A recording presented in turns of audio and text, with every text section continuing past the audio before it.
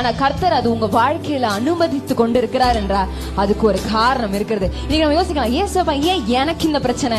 எத்தனையோ பேர் நல்லா இருக்கிறாங்களே, எத்தனையோ பேர் பாவத்துல இருக்காங்க, அவங்களுக்கு எல்லாம் வரல, எனக்கு தான் இது வரணுமா? அவங்களுக்கு வரல, எனக்கு தான் வரணுமா? நம்ம யோசிக்கலாம். ஆனா கர்த்தர் சொல்ற, உனக்கு தான் இது வரணும்னு நான் அனுமதிச்சிருக்கேன். நம்ம யோசிக்கலாம், ஏசப்பா எனக்கு பிரச்சனையா கொடுத்துருக்காரு. அவர் உங்களுக்கு பிரச்சனையை கொடுக்கறதுக்கு அவர் அப்படிப்பட்ட தேவனே கிடையாது. அவர் பிரச்சனையை உங்களுக்கு அலோவ் பண்ணிருக்கிறார், உங்களுக்கு அனுமதித்து கொண்டிருக்கிறார். ஏன்னா எப்படி அவருடைய ஒரு தழும்புகளால் நம்ம சுகமானமோ, நம்ம வாங்குற ஒரு அடினாலையும் யாரோ ஒருத்தர் இயேசு கிறிஸ்துவ தெரிஞ்சுக்க போல போறாங்க.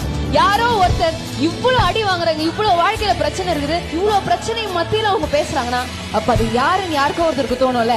அப்ப அந்த நிமிஷத்துல வந்து கேட்பாங்களே, ஏமா இவ்வளவு மோசமா இருக்குதே உன் வாழ்க்கை, இந்த நேரத்துல நீ துதிச்சு கொண்டே இருக்கியே, இந்த நேரத்துல நீ எப்படி பாட முடியுது, இந்த நேரத்துல நீ எப்படி சபைக்கு போற, சபைக்கு எடுத்த காரியங்களை எப்படி நீ கலந்து கொள்ற அப்படின்னு கண்டிப்பா கேட்பாங்க.